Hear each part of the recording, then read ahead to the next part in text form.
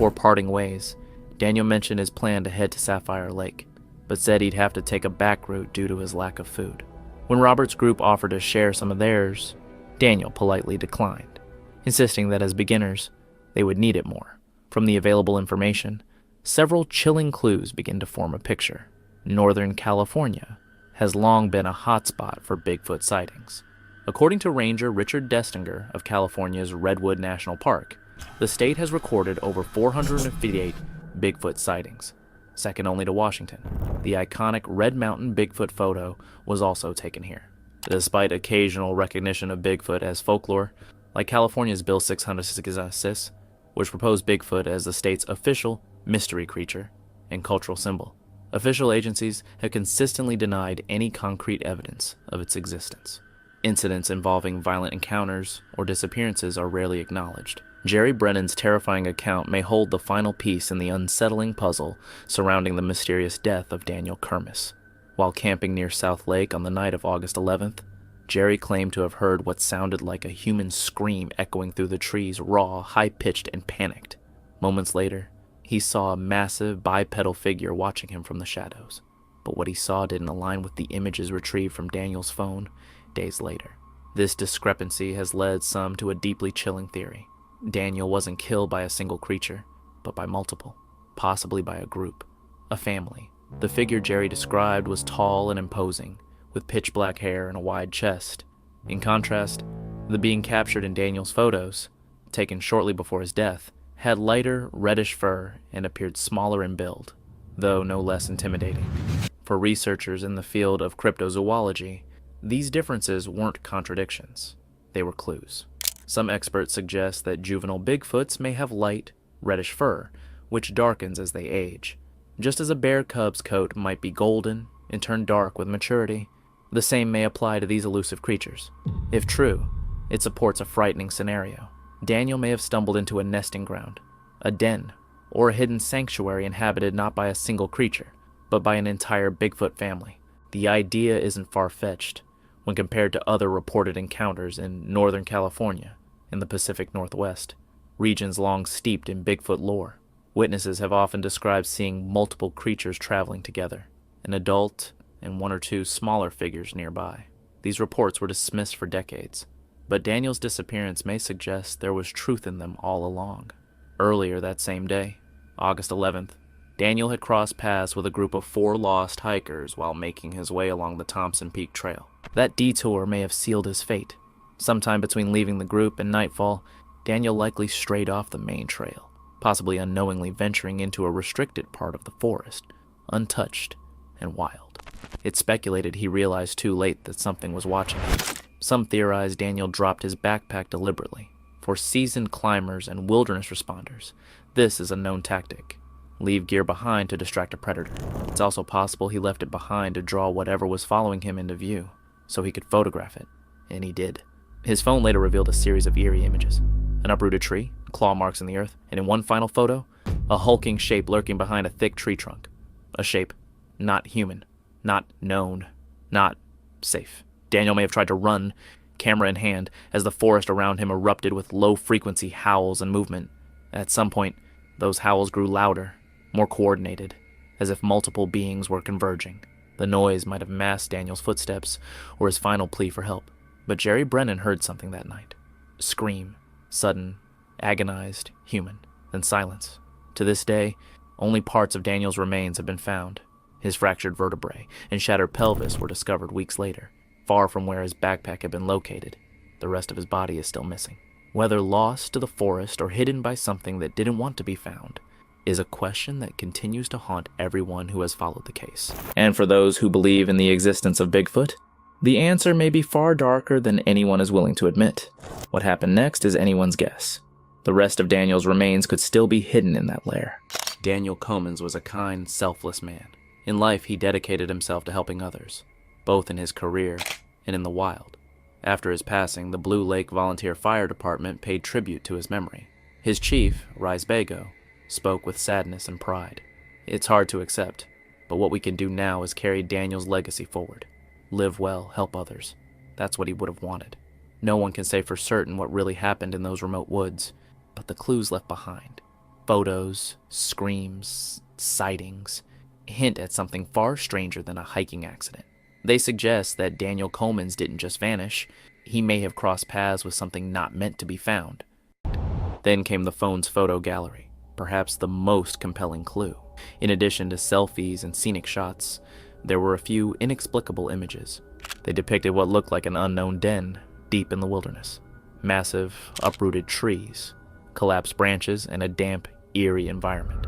In one particularly chilling image, a hulking, brown-furred creature appeared partially obscured behind a tree. In front of it lay Daniel's backpack, seemingly discarded. Daniel's death was deeply unsettling, and the circumstances surrounding it remain unexplained. Why did he leave the main trail? What drew him to such an ominous place? How could a trained firefighter, fit and prepared, end up reduced to a handful of bones in a matter of hours? Another clue surfaced weeks later. On September 5th, a hiker named Jerry Brennan contacted the local Forest Service with a disturbing report. He claimed that on August 11th, the same day Daniel disappeared, he had been camping near South Lake when he felt watched. While preparing lunch, Jerry heard distant, human-like screams echoing through the forest. Following the noise, he reached a deep ravine. He recorded a short video at the scene. In the footage, Jerry recounts the sudden silence that followed the screams, and then, through the trees, he claims to have seen a massive humanoid creature watching him. Though far away, he was certain it was at least twice his size. The encounter lasted only seconds, but Jerry said it felt like a lifetime. He fled in panic, rolling and crawling to safety. As he left, he believed the creature let out another warning growl. It's fucking moving. That is fucking moving right there.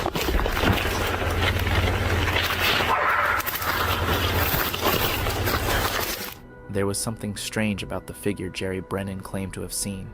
It didn't move like any ordinary animal. It resembled an ape, but it was bulkier, more powerful, and walked with a deliberate presence. Jerry was sure it wasn't any known animal. Even as he stood inside the Park Service office, Jerry's body was still trembling. But when he reported this vital clue to the Forest Service, he was told he'd likely just seen a black bear standing upright. Authorities remained vague about Daniel Commons' case. The most recent official reports simply state that he died of unknown causes, but online discussions and whispers suggest a much darker truth.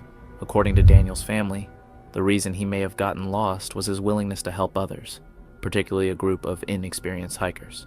After Daniel's death, a man named Robert Brand contacted Callie, Daniel's girlfriend. He claimed Daniel had assisted their team of 4 hikers while climbing that same mountain. On August 11th, Robert's group had gotten lost en route to the summit of Thompson Peak. That's when they encountered Daniel. After speaking with them, Daniel volunteered to guide the team to the top. They shared food and stories along the way. Daniel, who hadn't packed much for himself, gave away nearly all he had. Even on the descent, he continued scouting ahead to find a safe path. Robert described Daniel as incredibly generous, someone you could immediately trust, especially once they learned he was a firefighter. Before parting ways, Daniel mentioned his plan to head to Sapphire Lake, but said he'd have to take a back route due to his lack of food. When Robert's group offered to share some of theirs, Daniel politely declined, insisting that as beginners, they would need it more. From the available information, several chilling clues begin to form a picture. Northern California has long been a hotspot for Bigfoot sightings. According to Ranger Richard Destinger of California's Redwood National Park, the state has recorded over 458 Bigfoot sightings, second only to Washington. The iconic Red Mountain Bigfoot photo was also taken here. Despite occasional recognition of Bigfoot as folklore, like California's Bill 666, which proposed Bigfoot as the state's official mystery creature and cultural symbol, official agencies have consistently denied any concrete evidence of its existence. Incidents involving violent encounters or disappearances are rarely acknowledged. Jerry Brennan's terrifying account may hold the final piece in the unsettling puzzle surrounding the mysterious death of Daniel Kermis.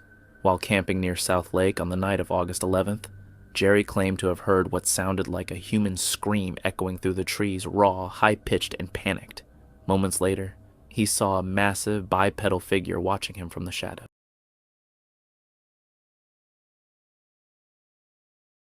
On December 30th, 2024, in Royal Oak, Michigan, a hunter accidentally discovered human remains on a trail camera.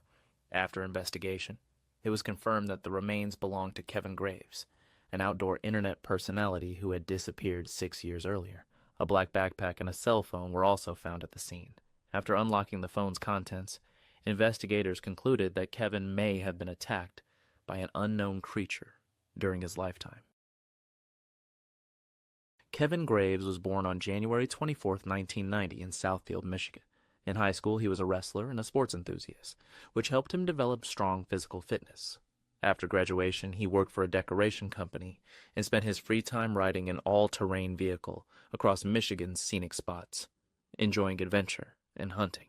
He had been in a 2-year relationship with Sarah Rohr. On June 29, 2018, 28-year-old Kevin and Sarah planned a trip to explore forests and attend a music festival. The festival, with music and prom-themed events, was held at a private campground in Stig National Park, open to the public only during the festival from July 1st to 4th. Young people came from all around, dressed in festive clothing, to enjoy the summer carnival. Kevin joined another couple, John and Mariana. The four planned to spend a few days at Oak Campground before heading to the Electric Light Forest Campground, just 10 miles from the festival. During the trip, Kevin and his girlfriend documented their adventures, taking photos and posting them on social media, including his Facebook account. Kevin had 10,000 followers. On June 29th, he sent a text message to his sister that read, "Dear sister, thank you for guiding me through my difficulties. I will miss you often." Although Kevin had 2 sisters, his relationship with his eldest sister, Kelly, was unusually close. On July 1st, around noon, Kevin and his girlfriend suddenly got into a heated argument. They had a serious fight while sitting in the car with the air conditioner on, and I could hear them arguing loudly. Around 5 p.m., I saw Kevin wandering around the campground. There were many families camping nearby, so I wasn't particularly worried about his safety. Kevin's friend John mentioned that most tourists in the area only come for day trips. As night fell, the campground gradually quieted down. By midnight, only the tent belonging to Sarah and her group remained with the lights on. Strangely, Kevin never returned to the campsite after dark, and his phone was disconnected by 9 p.m. The trio then planned to enter the surrounding forest in search of him. The campground was encircled by numerous marshes, both large and small. For those unfamiliar with the area, venturing into the forest at night is extremely dangerous. The trio called out Kevin's name as they searched, but received no response. According to archival records, just as they were about to give up and return, they noticed someone watching them from the grass along the path. When the flashlight beam fell on the figure, they realized it was a hunter, a few grouse hanging from his waist and blood smeared on his face. Startled by the sudden light, the hunter instinctively dodged. After a moment, he asked why they were there. John explained that his friend Kevin had gone missing. The hunter told them that Kevin's chances of survival were low and strongly advised them to call the police immediately. When the trio returned to camp at 1 a.m., their clothes were drenched in sweat. Sarah called Kevin again, and this time the call connected, but there was no response, only rapid, panicked breathing. Fearing for her boyfriend's safety, Sarah contacted the Oakland County Sheriff's Office. Following the death of Sheriff David Bach, dozens of search and rescue personnel were dispatched, equipped with 6 GPS trackers, sniffer dogs, and a helicopter with night vision equipment. By tracking Kevin's phone, authorities confirmed it was still active in the early hours of July 2nd. On July 1st at 1:55 p.m., Kevin sent a reassuring text message to his sister Kelly, telling her that everything was going well. It seemed casual, almost routine, but it would later become one of the last known messages from him. Hours later, at 10:13 p.m., he sent another text, this time to his father. Unlike the earlier message, this one was cryptic and unsettling. It contained only 3 words that to this day remain ambiguous and unexplained. Investigators and family members alike have struggled to interpret its meaning, wondering if it was a final attempt to communicate distress, a mistyped message, or a coded warning. By July 3rd, Kevin's phone had gone completely silent, its signal disappearing without a trace. Despite the use of advanced tracking methods, authorities were unable to locate it again. During the extensive search and rescue operation, photos captured of the area revealed just how challenging the environment was. The forest surrounding Oak Campground was dense and unforgiving, with thick underbrush, tangled trails, and swampy terrain that could easily disorient even experienced hikers. The police mobilized an enormous effort, deploying hundreds of rescuers to scour the region. Their search extended over 2 rivers, 5 lakes, 4 separate riverbeds, a dam, 3 swamps, and hundreds of acres of rugged land. Helicopters equipped with thermal imaging flew overhead, while K-9 units combed the ground below. Despite the scale and intensity of the search, not a single trace of Kevin was found. No footprints, no discarded items, nothing to indicate where he might have gone. For 6 long years, the case remained unsolved, leaving Kevin's family trapped in uncertainty. Rumors, theories, and speculation filled the void, but no solid evidence surfaced. That silence finally broke on December 30th, 2024, when a hunter named Austin made a grim discovery deep in the forest. According to official records, Austin had been collecting trail cameras he had set up throughout the woods. As he reached the final camera, he noticed something on the ground nearby, a black backpack, lying half buried beneath leaves and debris. Scattered close to it were several bones. At first glance, Austin assumed they belonged to an animal, but one in particular caught his attention. A large femur, its size and structure unmistakably humans. Alarmed, Austin contacted authorities, and forensic testing quickly confirmed what everyone had feared. The bones matched the DNA of Kevin Graves, the young man who had vanished 6 years earlier. Alongside the skeletal remains, investigators recovered a battered shirt, a pair of worn Nike shoes, and the black backpack. Time and weather had taken their toll on the items, but they were identifiable. The discovery brought a heartbreaking conclusion to the search, but also raised new questions. How had Kevin ended up in that isolated spot? Why had no trace of him been found during the massive original search effort? And what really happened to him in the final hours of his life? Kevin's cell phone was also recovered at the scene. After investigation, authorities ruled out foul play, but the exact cause of his death remains undetermined.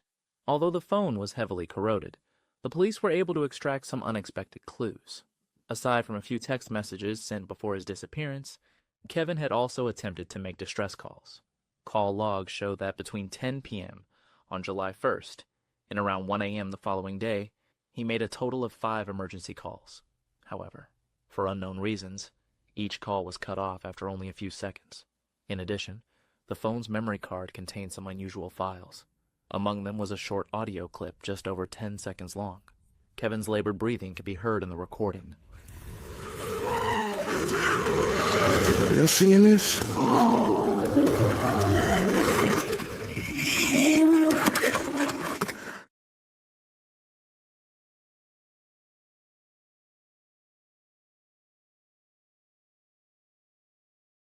Suggesting he was in immediate danger. Strange howls are audible in the background, and it sounds as if Kevin was running, desperately trying to escape something. The second piece of evidence in Kevin's disappearance was a video showing him walking along a narrow forest path. In the footage, Kevin suddenly notices a towering figure moving past him at a short distance.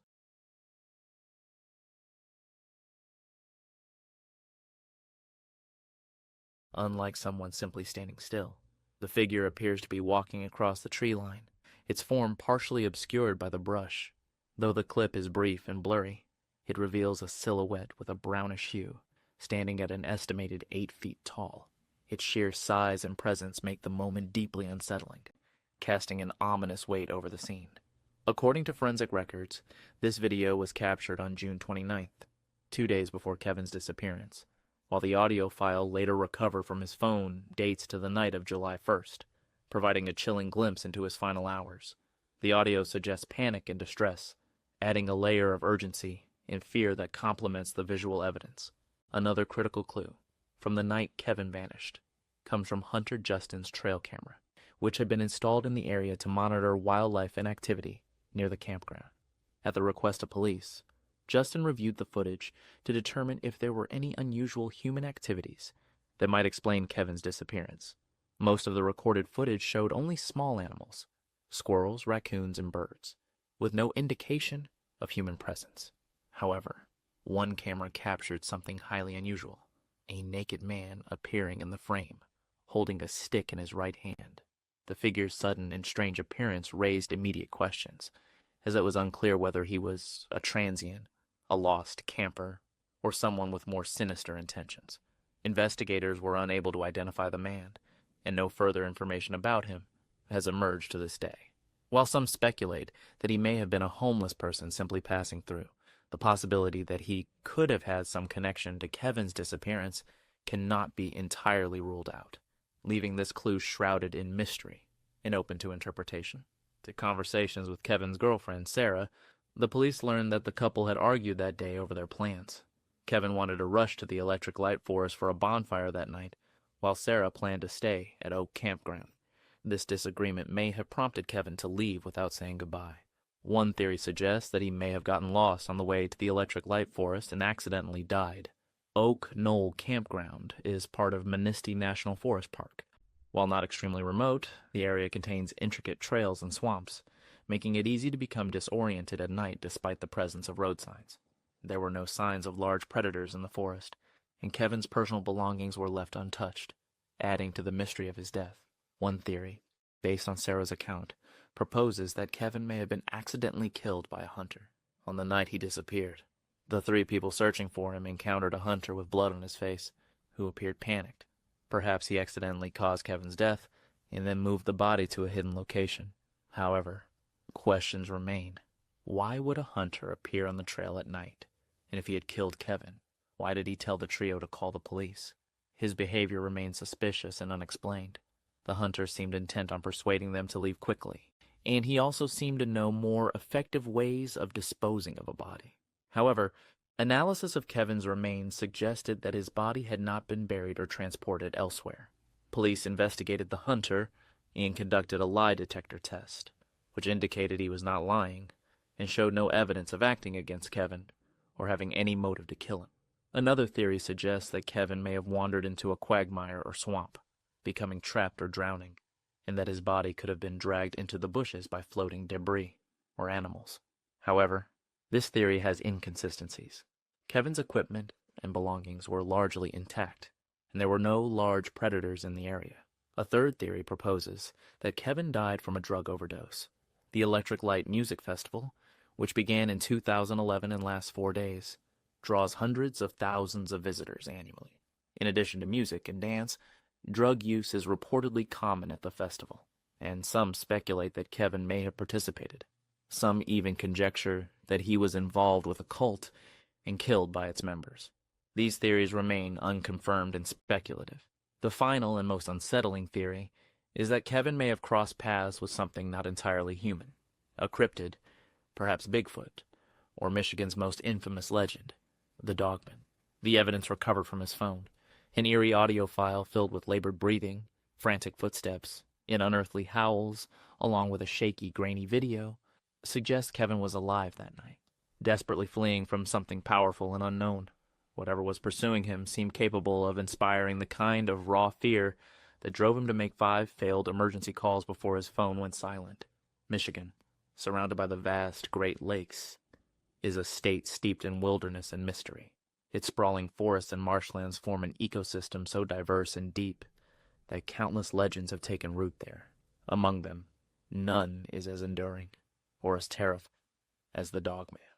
For over 130 years, stories of this creature have been whispered around campfires and passed through generations. Descriptions are chillingly consistent. A towering figure nearly 7 feet tall, with a torso of a man but the head of a canine. Witnesses claim it prowls the woods, standing upright like a human, only to drop onto all fours when it hunts. Some say it can shift between man and beast, blending into human communities by day and returning to the forest at night, searching for prey. Sightings often involve glowing blue eyes, the sound of snapping branches in the darkness, or bone-chilling howls that pierce the night. Bigfoot, too, has left its mark on Michigan folklore. Reports of enormous ape-like creatures stalking the forest have circulated for decades, some of them tied to unexplained disappearances and violent encounters. To skeptics, these tales are nothing more than myths born of fear and imagination. But to those who have heard the cries in the night or seen the shadows moving just beyond the tree line, the possibility feels far too